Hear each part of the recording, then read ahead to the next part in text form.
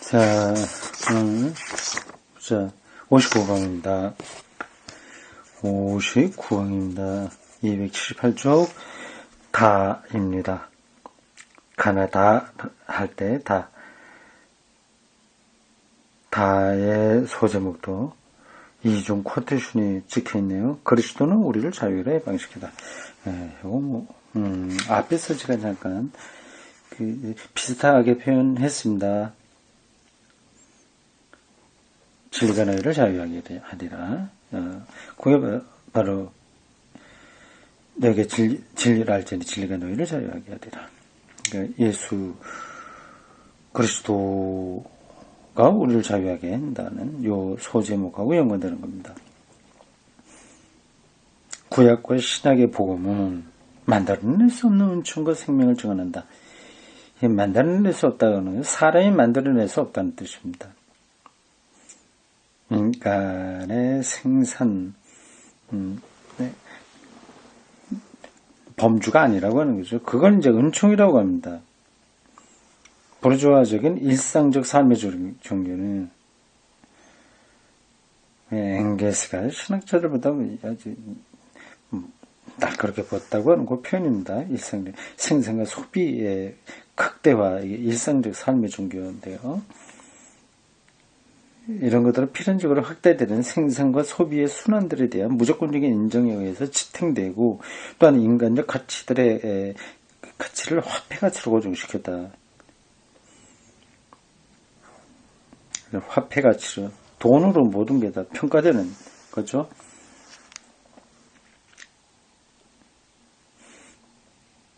이 종교는 이게 일상적 종교죠. 이 일상의 종교는 이 복음에 빗대서 보면 그리스도의 복음, 신구약 성경의 복음이요, 은총의 빛이죠. 이 세상의 세력들에 대한 봉사로서 제주된 신들에 대한 의존성의 형태로서 단순히 우상 숭배로서 나타난다.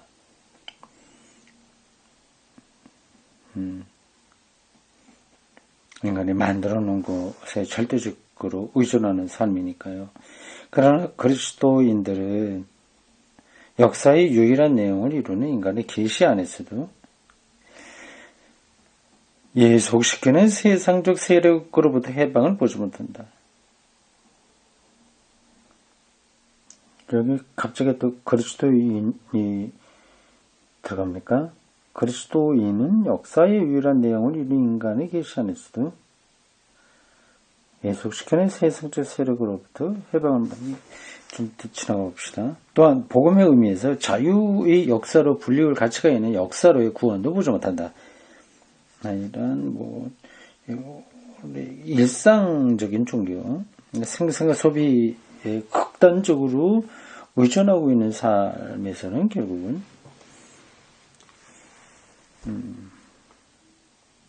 자유가 없다, 그거죠. 그렇죠. 그건 자기가 만들어 놓은 것을 끊임없이 추구하는데 어떻게 자유가 있겠습니까? 두 차례의 세계대전, 식민지대 그리고 모든 생활 영역의 산업화에서 비롯된 부르주아적 상황은 오늘날 위대한 핵도지를 위한 축제 대신에 인간의 자유가 신장된다고 하는 것은 이제 위대한 해돋이라고 하는데, 근대가 그걸 기대했는데, 그 대신 많은 희망들의 유린과 몰락 앞에서 천햄에 빠지게 한다.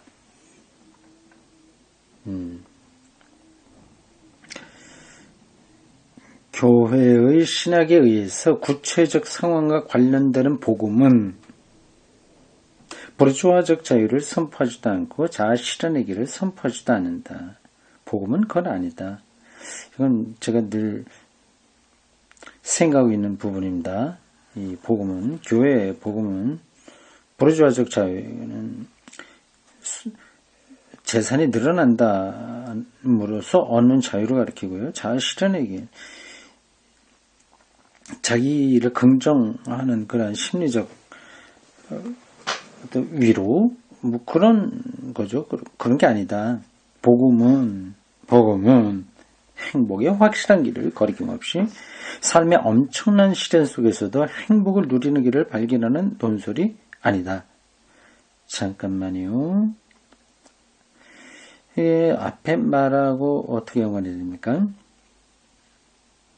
그 앞에 문장은 우리가 동의하는 바입니다. 부르주아적 자유나 자아 실현의 길, 뭐 이런 거를 복음이 말하는 건 아니다. 그건 좋아요. 근데 그 다음 복음은 행복이 확실한 길을 거리낌 없이 삶의 엄청난 시련 속에서도 행복을 누리는 길을 발견하는 논설이 아니다.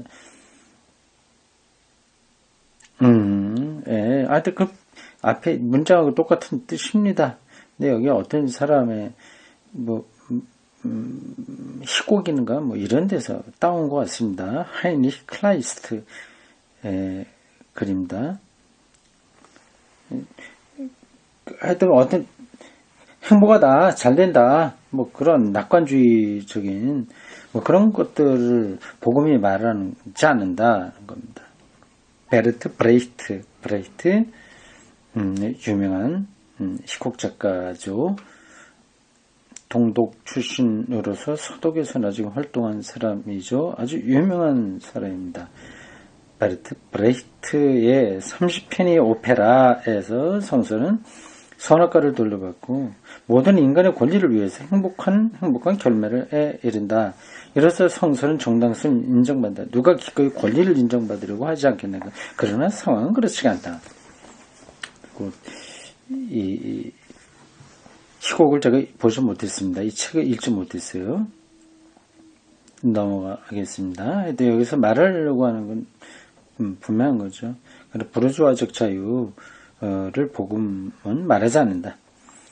인간들이 행복에 대한 자신의 권리를 요구하지만 상황이 단순하지 않다는 것을 성서도 전적으로 인정한다. 그러나 인간 조건, 즉 우리가 조성한 상태의 비판적 인정은 체념으로 귀결되지도 않고 상황의 혁명적 변화를 위한 전제도 아니다. 오히려 사악한 현실과 예속적 상황은 처리된 것으로서 낡은 상태로 새로운 해방적 상황의 빛에서 예리하게 드러나는 그림자로 나타난다. 오늘이 그렇게 낙관적이지 않다는 겁니다. 오히려 그림자로 나타난다네요. 비관적입니다. 엄청난 생산과 소비 문화 속에 들어가 있지만 자유를 더 이상 얻지 못하니까 앞이 깜깜한 거죠. 이제 구체적인 부자유는 복음의 대헌장이 증언하는 자유의로의 구원에 직면하여 원칙적으로 파괴된 것으로 폐지된 것으로 나타난다. 성경 말씀에 의해서 그런 것들이 극복되어야 된다는 거죠. 자유를 위하여 그리스도께서 우리를 해방하셨습니다. 가라디아서 5장 1절. 그리스도인들이 하나님이라고 부르는 분의 구체적 의미는 이러한 규정 속에 있다. 우리를 자유로 불렀다. 처음부터 본서는 신학을 하나님이라고 불리는 분에 대한 축으로서 규정했기 때문에 여기서 그리스도교 신학이 어떤 하나님과 관계하는가를 말해야 된다. 그리스도교 신학은 복음 안에서 증언된 자유의 성취에 자유를 성취하는 것에 근거한다. 저는 여기 동의합니다. 맞죠? 자, 그게 뭐냐 하는 것을 몇 가지로 설명하네요. 1번, 2번 몇 번까지 있나 볼까요? 2번도 나오고 3번도 나오고요. 네, 3번까지 있는 것 같습니다. 저희를 위하여 그리스도께서는 우리를 해방하셨다는 갈라디아서 5장 1절에 대한 주석 이 세 가지로 나온다고 보면 됩니다. 1. 자유로의 해방이 무엇을 의미하는지, 그리고 그리스도교적 규정 안에서 하나님이 무엇을 의미하는지가 그 해방이 극복하는 것에서, 다시 말해서 종교적 율법, 죄, 죽음에서 분명히 드러난다. 율법에 따라서 자기를 실현하려는 삶의 자기는 율법주의죠. 율법에 따라서 하는 건 어떤 업적을 확인하는 방법입니다. 그런 것이 주는 삶의 저주는 아무리 해두고는 안 되는 건데 거기에 매달려 있으니 결국은 저주가 아니냐는 것입니다. 이런 것들은 저도 설교할 때 여러 번 강조한 바입니다. 삶의 저주는 그 삶이 자신이 이룩하려는 것을 파괴하는 데 있다. 자유를 얻어야 되는데 오히려 자유를 억압하니까요. 율법, 특히 모든 계명의 가장 예리한 형태인 종교적 율법은 죽음의 도구가 된다. 로마서 7장 10절. 이 율법의 성취에 매달리면 매달릴수록 점점 더 복음에서는 멀어지는 거죠. 은총으로부터 멀어지게 되는 거죠. 아무도 그 율법을 성취할 수가 없다. 자기의 무기력함만 확인됩니다. 모든 사람이 그 율법에서 절망한다. 예수 자신도 종교적 율법의 희생물이 되었다. 율법의 이름으로 하나님의 아들을 십자가에 처형함으로써 율법은 모순에 빠졌다. 오늘날 율법으로부터의 해방을 숙고하는 신학은 교회 전통의 새로운 율법적 성격과 부르주아적 자기 정당화의 성격을 율법으로부터의 이러한 해방과 비판제로 관련시키지 않으면 하나님을 말할 수 없다. 그렇죠. 이 대목에서는 이 피타이어의 신학 방향이 저와 비슷합니다.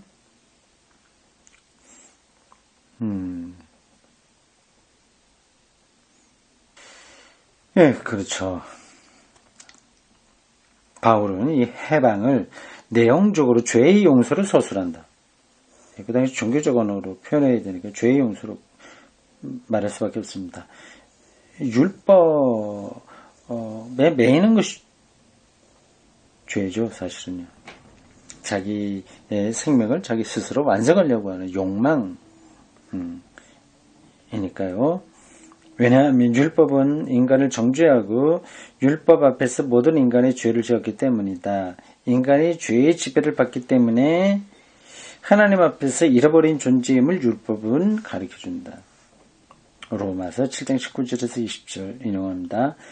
나는 내가 원하는 선을 행하지 않고 원하지 않는 악을 저지르기 때문입니다. 그러나 나는 내가 원하지 않는 것을 바로 내가 행한다면 그와 같은 일을 하는 자는 이미 내가 아니라 내 안에 깃들어 있는 죄입니다.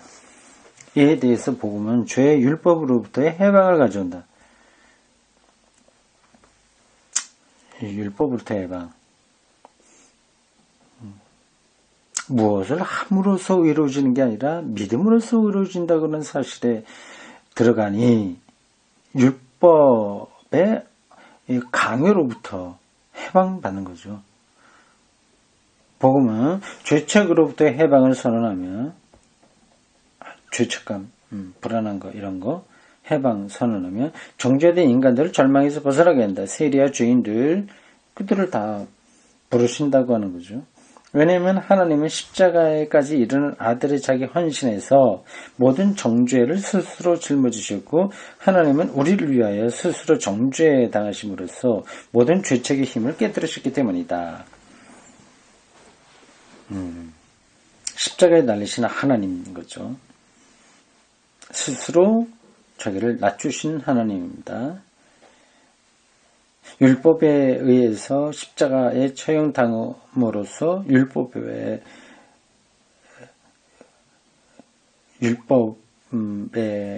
무용성, 율법의 해체를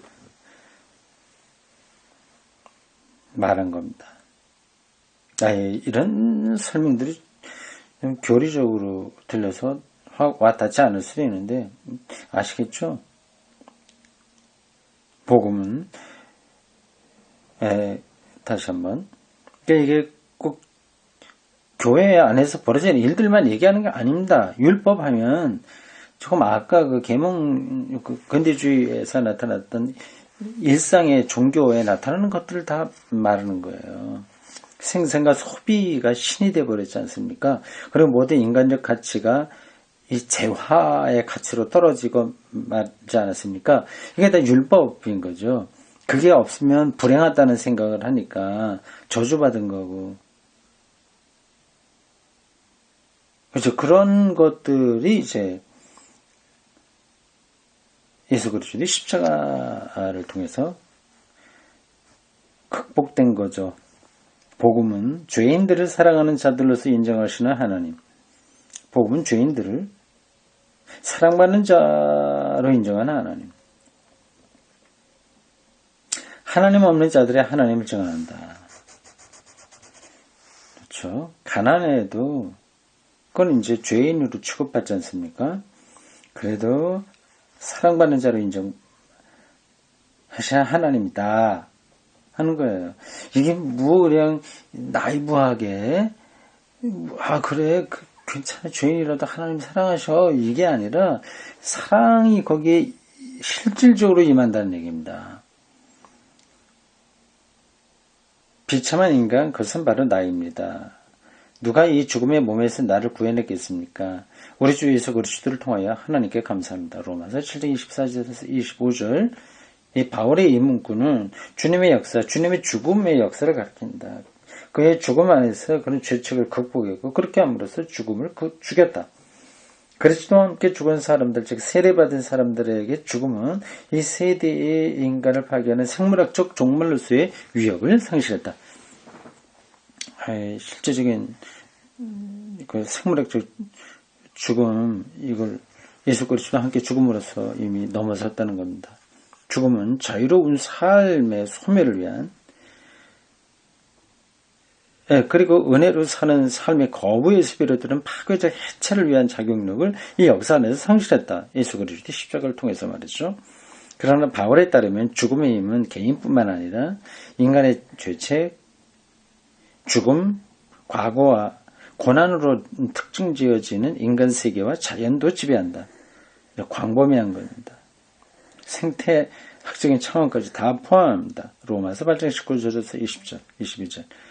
죽음의 영역에서 해방은 복음 안에서 사회와 자연에서 벗어난 공동체의 열광주의로 꾸는 게 아니라 우리들만 뭐 휴거 땅에서 어디로 올라간다 하는 거 열광주의가 아니라 죽음으로 얼룩진 이 세상 안에서 삶을 살아가게 한다.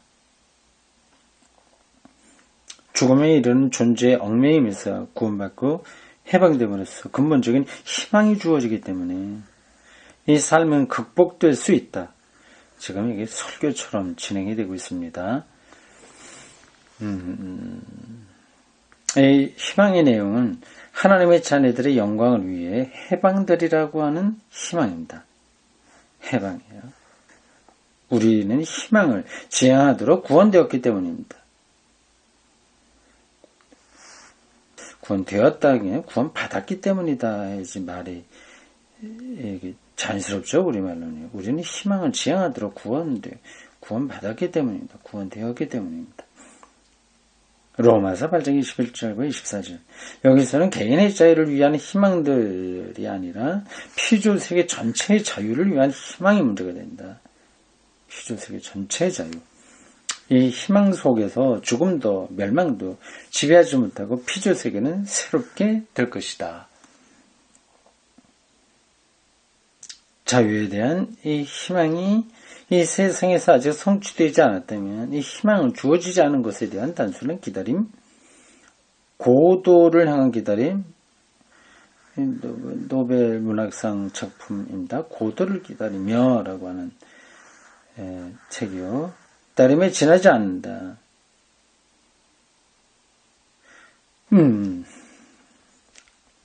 아직 성취되지 않았기 때문에 막연하게 기다리기만 하는 것처럼 보일 수 있다는 거겠죠. 이 희망은 이미 일어난 일 속에서 우리를 위해 죽은 분의 부활에서 확실한 근거를 갖는다.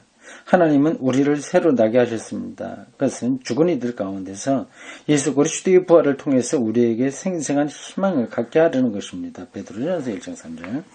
또한 바울은 예수 그리스도 안에서 이루어진 구원에 힘입어서 우리는 희망한다고 말한다.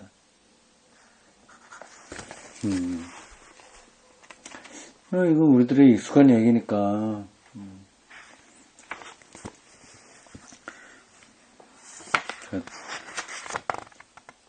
더 부연 설명하지 않아도 될 것 같습니다. 근데 이러한 기독교 교리에 근거한 설명들이 앞에서 말한 신학과 인문학, 역사, 사회과학 이런 전반적인 언어와 또 노동에 이르는 그 해방과 관계없는 게 아니라 아주 밀접하게 관계되는 겁니다. 그 연결해서 생각할 수 있어야 됩니다. 바울의 복음이 이에 따르면 그리스도교적으로 하나님이라고 불리는 분은 1차적으로 이렇게 규정된다. 어떻게 해요? 하나님은 자신이 우리에게 하신 일 속에서, 즉 율법, 죄책 그리고 죽음으로부터의 구원 속에서 자신을 드러낸다. 예, 그게 이제 하나님이라는 뜻입니다. 그 구원이. 이 구원은 그리스도교적 자유가 무엇으로부터 해방되었는지를 규정한다. 근대의 자유들이 혁명, 노동, 그리고 조직을 통해서 산출될 수 있고 산출되어야 한다면 그리스도교의 자유는 하나님 자신에 의해서만 선사되고 인정되고 받아들일 수 있다. 프랑스 혁명과 같은 그 자유에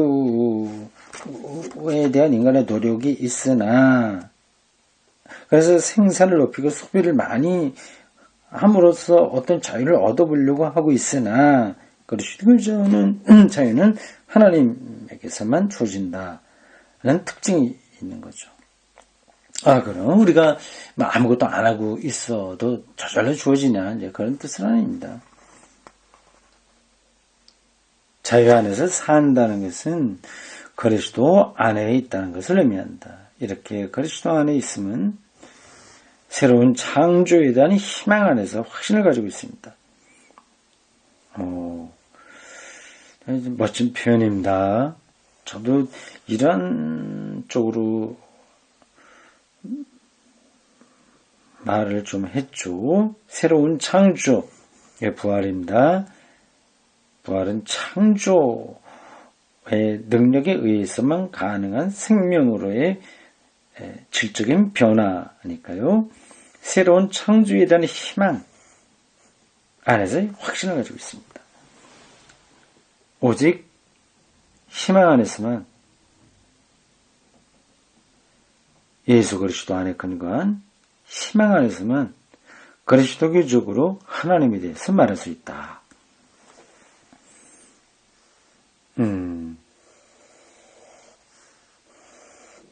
예. 다음 2번. 자유를 인간학적으로 규정하면 자유는 지배되는 상황에 대한 언제나 이미 지배되는 태도로서 파악된다. 이게 무슨 말이에요? 자유를 인간학적으로 규정하면 자유는 지배되는 상황에 대한 언제나 이미 지배되는 태도로서, 말이 좀 이상합니다. 직역이라서 그런가요? 자유, 지배되는 태도? 근대에 나타났던 그런 자유의 속성을 얘기하는 거죠. 그리스도교적 희망 안에 있는 자유가 이걸 얘기하는 건 아닙니다. 예, 곧 나오네요. 근대적 자유의 역사는 모호하다. 자유하지만 결국은 지배당하는 거니까. 모호하다.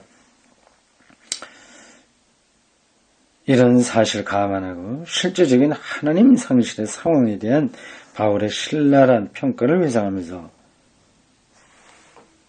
그리스도교적으로 하나님이라고 불리는 분을 구체적으로 규정하기 위해서 우리는 예수 그리스도 안에서 자유로 해방하는 하나님의 행위에 대한 선포를 숙고해야 한다.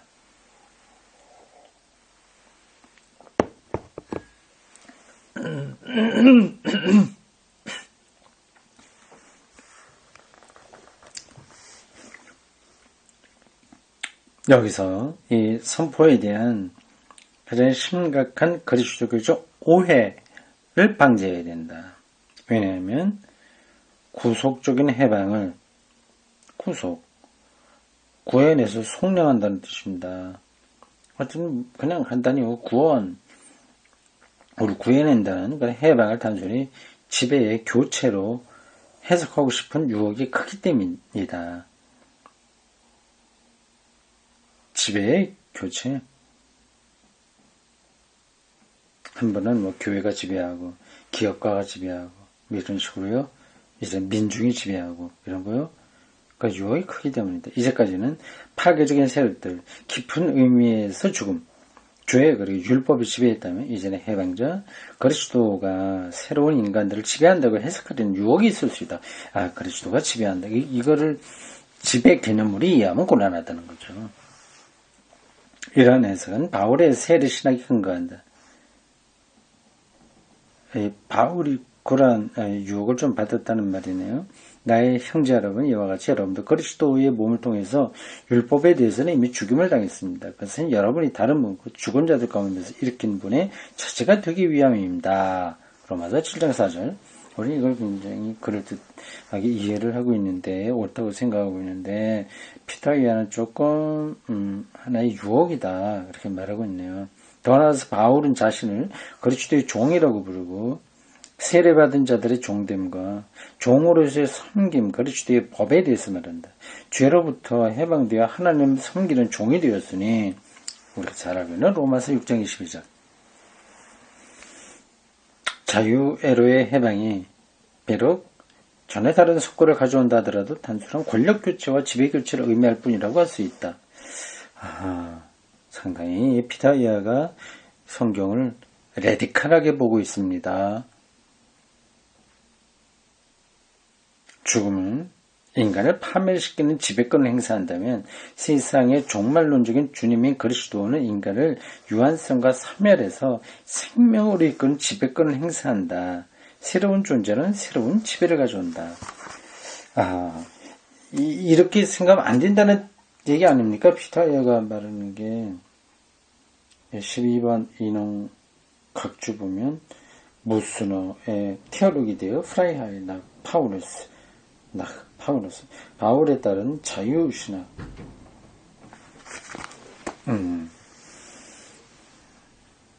이게 왜 문제인지 좀 따라가 보겠습니다.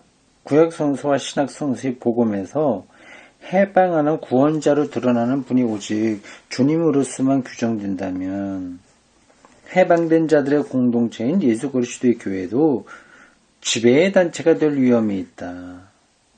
세상 권력들을 멸시하면서 교회 자신이 하나님의 통치권의 중재자로 자처하고 세상의 권력을 요구할 뿐만 아니라 다른 생각을 가진 사람들의 자유를 억압할 수도 있다.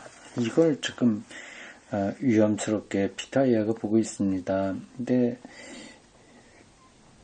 그래서 앞에서 바울의 그 편지에 나오는 글들을 인용했는데 바울이 이렇게 오용된 거를 염두에 두고 그런 글을 쓴 것으로 보이지는 않습니다. 교회가 오류에 빠진 거죠. 바울이 오류에 빠진 건 아닌 거로 보입니다. 아닐 거예요. 16세기의 영국에서 20세기의 스페인과 이탈리아에 이르는 근대의 자유 역사는 이러한 통치자 교체의 통치권 주장에 맞서서 실제로 법적, 정치적, 사회적, 학문적 그리고 인간적 자유들을 쟁취해야 했고 교회로 하여금 자유에 대한 자신들의 복음을 성취하도록 강요해야 했다. 지배권 이동으로서의 자유로 생각하면 안 된다. 그걸 얘기하고 있어요. 그거는 날카로운 통찰입니다. 바로 앞에서 제가 말씀드렸듯이 바울이 그런 혀가 염려하는 쪽으로 이런 얘기를 하는 것으로 저는 보이지는 않습니다. 그러니까 그리스도에게 완전히 지배당한다라고 하는 것은 기독교를 통해서 세계를 지배한다라는 그런 뜻이라기보다는 예수 그리스도를 통해서 자유의 생명을 경험했다. 그걸 강조하는 거 아니겠습니까?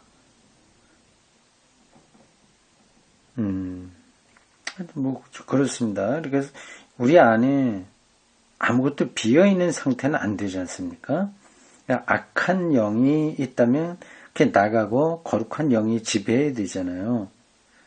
그 거룩한 영인 성령의 지배마저 부정할 사람 없는 거죠. 그건 말이 안 되는 거죠.